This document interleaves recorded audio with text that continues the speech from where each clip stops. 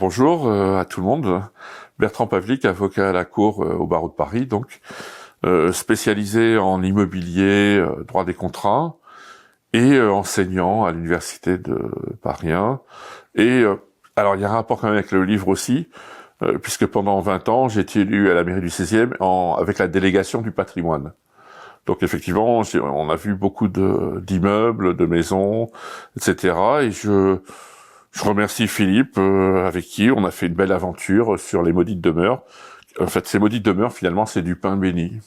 Bonjour à tout le monde, Philippe Di Folco, je suis écrivain, scénariste de films, enseignant principalement à l'IESA, l'École des métiers de l'art, et voilà, je suis très heureux de la naissance de ce livre et de cette édition commune à 4 mains avec Bertrand Pavlik, ici présent. Comment vous êtes retrouvés à écrire ensemble?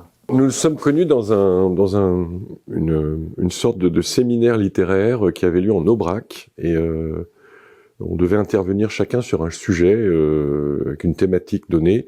C'était il y a une dizaine d'années en fait, et voilà, et on s'est pas perdu de vue. Et ce qui est assez agréable avec Bertrand, c'est qu'on passe beaucoup de temps en librairie, à fureter. On fait beaucoup de commentaires de ce qu'on voit, et c'est très agréable. C'est un très grand lecteur comme moi, et bibliophile aussi, donc il y a un amour des livres. Et d'ailleurs, Bertrand, il me semble que l'idée de ce livre est née dans une librairie, si je me trompe. Oui, on se promenait dans les allées d'une librairie comme ça, et puis finalement, on a regardé certains livres d'architecture, des choses comme ça, puis on a discuté après au café, et Philippe m'a dit, j'ai un projet, on en a finalisé, et il m'a embarqué dans cette aventure, parce que il faut quand même rendre à César ce qui est à César, donc Monseigneur Di Folco a lancé le projet. Je l'ai récupéré au vol, et on s'est passé la balle comme ça, et on s'est dit c'est une bonne idée. En fait, il m'a dit voilà, moi j'ai des idées à propos des maisons. En tant qu'avocat dans l'immobilier, tu dois en avoir. Et effectivement, c'est comme ça qu'on s'est retrouvé avec un tonneau de Diogène, la ruine des Rothschild, la maison qui saigne, enfin bref, vous avez plein de choses affriolantes et passionnantes dans le livre, et je vous encourage à le lire. Il y a 14 histoires, comment vous avez fait pour les choisir? En fait, on avait au départ une vingtaine d'idées, mais toutes n'ont pas... voilà, c'est l'essence même qui a été retenue, grâce à notre éditrice, qu'il faut saluer, Agnès Vidali, qui est remarquable éditrice. Je dis pas ça pour passer de la pommade, j'ai un peu d'expérience dans l'édition de livres, et ça a été un super beau travail. Et voilà, elle a un peu dégraissé le mouton, comme on dit dans le métier, et je crois qu'on a l'essence même, comme vient de le dire Bertrand, on a l'essence même avec ces 14 histoires de un petit peu le panorama de ce qui peut arriver à tous les gens qui veulent acheter des maisons, voilà, des maisons, des appartements et tout ça. Voilà. Quel est le secret pour écrire à 4 mains? C'est comme le piano, c'est une mélodie et on la joue à 4 mains. Donc là, l'écriture, elle est toujours mélodieuse.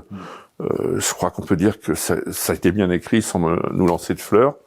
Disons que on a des références communes. Alors, effectivement, ça a peut-être rien à voir avec un essai, mais on adore Chateaubriand, Stendhal, des gens comme ça. Donc, il y a une mélodie de l'écriture qui fait que, comme deux pianistes, on a pu jouer à 4 mains. Oui. Bon, après, ça c'est la légende dorée, mais mais il n'y a pas eu d'engueulade. On a tout de suite été d'accord sur certaines choses. Et pour les histoires, on n'a pas choisi les plus angoissantes, en fait, parce qu'on s'est dit, sans ça, plus personne va acheter de maison ou d'appartement. Ça, c'est vrai. On a évité, par exemple, la maison qui fait du ski, des choses comme ça. Donc, voilà. Voilà. À qui s'adresse le livre? Alors, le livre, selon moi, mais Bertrand va compléter sans aucun doute, le livre peut s'adresser à des primo-acquérants, voilà, des acquéreurs en général, des jeunes, des personnes moins jeunes, des gens qui sont locataires aussi, pourquoi pas, et qui veulent passer à la propriété, ou l'inverse. Enfin, je veux dire, ça s'adresse à beaucoup de monde. Il n'y a que 57% des Français qui ont une propriété, qui ont leur logement à eux. Donc voilà, vous voyez, le champ est large. Alors dans un pays où, notamment en Europe, où on vous dit que la pierre est une valeur refuge, qu'il faut avoir son propre toit. La France est un pays où il y a beaucoup de propriétaires immobiliers, même s'ils ne sont que 57%. En Allemagne ou dans d'autres pays, le marché locatif est très très faible. au niveau des loyers, donc il y a beaucoup de locataires. En France, on privilégie la propriété. Et ça, ce livre, ça s'adresse à tout le monde, dans le sens où, quand vous achetez quelque chose, sauf effectivement si vous êtes un fanat de Landru ou que vous voulez démembrer des châteaux parce que vous êtes un serial démonteur, il faut s'entourer de professionnels. Alors il y a des professionnels, je jette pas la pierre aux agents immobiliers, hein, ils sont là pour vendre. La plupart font leur métier honnêtement, il y a vraiment pas de difficulté. Il peut y avoir des erreurs, il peut y avoir des brebis galeuses, c'est partout pareil, dans tous les métiers. Mais en revanche, il faut savoir s'entourer. Si vous avez un doute, d'un architecte, notamment si vous achetez une maison, il faut s'entourer, il faut aller voir l'avocat, il faut consulter le notaire pour voir les clauses, les choses comme ça. Et ça montre qu'il faut savoir retenir certaines leçons ou apprendre de certaines histoires pour être un peu plus méfiant. L'acheteur doit être méfiant. C'est-à-dire qu'il doit s'intéresser à l'environnement de la maison, de l'appartement, de ce qu'il achète. C'est pas tiens, je vais m'acheter une paire de chaussures et basta cosy. Non, c'est vraiment une maison, on y vit dedans. Et une maison, alors je crois pas aux esprits ou aux choses comme ça, mais une maison, elle a une âme. Donc il faut apprendre à la connaître, se connaître son histoire et savoir à qui on a affaire en fait. Oui. C'est vrai que pour compléter ce qui est dit là et qui est très juste, c'est vous avez un coup de charme sur le logis en question, le potentiel à propriété, mais en fait, le logis en question doit aussi vous adopter. Hein, moi je crois beaucoup à ça. Alors je suis pas du tout superstitieux, mais je crois un peu à l'esprit des lieux. C'est-à-dire il y a un esprit, il y a une histoire, les bâtiments d'une histoire, et qui n'est pas oublié, hein, qui ressurgira à un moment ou un autre. Alors pour s'entourer de professionnels, j'ajouterais aussi les huissiers. Alors, on a peur des huissiers. Il y a l'image du gars qui sonne à 6 heures et qui vous fait chier parce que vous n'avez pas payé votre, je sais pas quoi. Ben non. En fait, ça coûte pas très cher par rapport aux dégâts potentiels qui peuvent se produire et aux soucis après. Et on le démontre très bien dans ces histoires. Chacune de ces histoires a une morale. Une morale pas moralisante, hein. Une morale terrienne, bien ancrée. Et croyez-moi, on rend service. Il me semble, en tout cas. Pourquoi avoir choisi de raconter des histoires vraies? Parce que la réalité dépasse la fiction, tout simplement. Bravo. C'est exactement ça. Une maison à soi, un appartement douillet, comme vous l'écrivez dans le livre. Finalement, est-ce tout de même un rêve agréable? Oui, bien sûr, c'est un rêve agréable. Parce que, bon, heureusement, ça reste quand même exceptionnel. Mais il faut pas se leurrer. Il y a toujours des petits soucis quand vous achetez, et surtout quand vous achetez du neuf.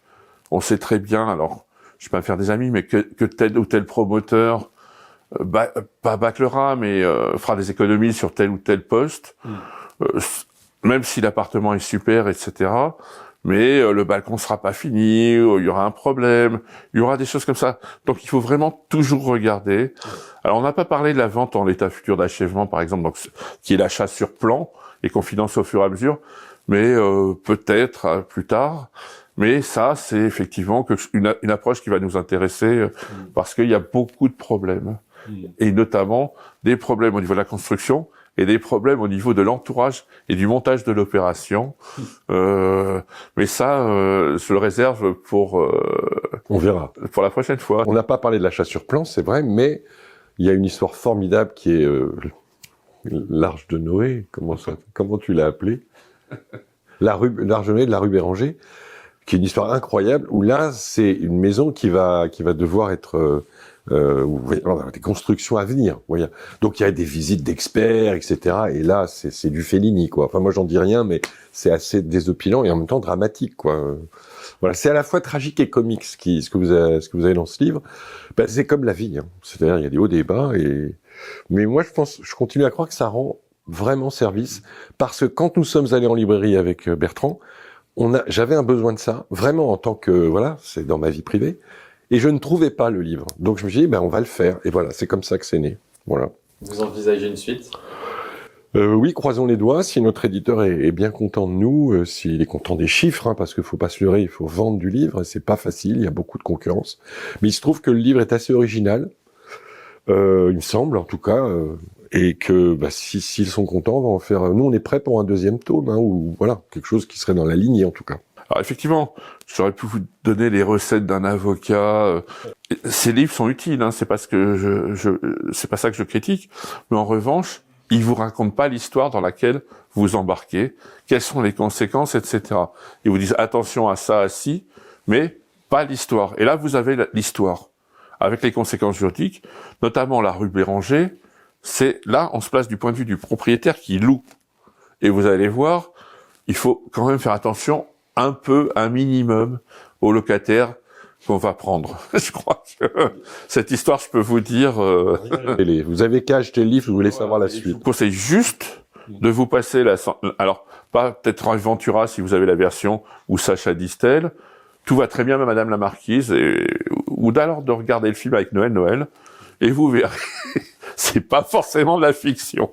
C'est vrai qu'il a raison, Bertrand, il pourrait y avoir... Alors, Bertrand est un musicien et un grand amateur de musique, et il pourrait y avoir 14 tubes liés aux 14 histoires. Ça, on pourrait proposer à l'éditeur de mettre ça en ligne. Un message pour que les gens aient envie de lire ce livre. Ben, achetez-le, nom de Dieu, achetez-le. Non, mais un message... déjà, le livre est unique en soi, il n'y a pas de... bien sûr, il y aura bientôt sans doute des copies, des imitations, mais le livre n'existe pas sur le marché du livre français, et c'est... Encore une fois, vous vous rendez service, quoi. Hein, 14 exemples, 14 morales, et voilà. Ça, je crois beaucoup à ça. Et toi ? Je crois que c'est le meilleur livre de l'année, hein, tout simplement. Voire de la décennie. Ça, c'est ma mère qui le dit. Mais non, il y a 14 histoires, donc je dirais pas que ce sont pas les 14 commandements pour acheter, mais c'est 14 leçons didactiques pour dire soyez méfiants quand vous achetez quelque chose. C'est un peu comme un tableau. Soit vous l'achetez pour un investissement, soit vous l'achetez pour la beauté et avoir le plaisir de le regarder. Quand vous avez une maison, quand vous achetez une maison, un appartement, n'oubliez pas le côté investissement aussi. Donc, il y a le coup de cœur, mais derrière le coup de cœur, il peut y avoir malheureusement des coups de couteau. Ouais, très bien dit.